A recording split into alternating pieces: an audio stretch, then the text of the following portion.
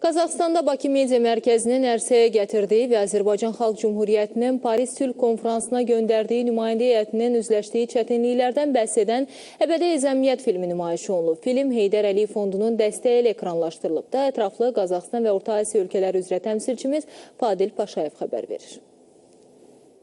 Qazaxstanın paytaxtı Astanada təşkil edilən 3-cü Avrasiya Beynəlxalq Kitab Sərgisi çərçivəsində Heydər Əliyev Fondunun dəstəyi Arzu Əliyevanın baş prodüserliyi ilə lent alınan Əbədi Əzəmiyyət sənədli filmi nümayiş olundu.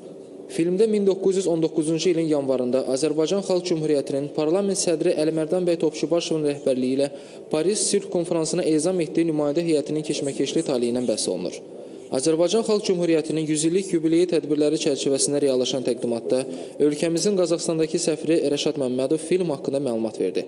Bildirdi ki, Azərbaycan xalqı müstəqilliyə çatmaq, bugünkü uğurlara nail olmaq üçün mürəkkəb bir tarixi yol keçib.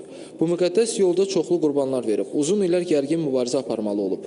Diplomat xatırlatdı ki, ekran əsərinin ərsəyə gəlməsi üçün yaradıcı heyət Bakı, Tbilisi, Moskva, Sankt-Peterburq və Paris şəhərlərindəki arxivlərdə araşdırmalar aparıb.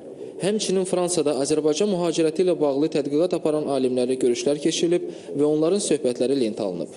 Fadil Paşayev, Tural Orucov xəbərlər.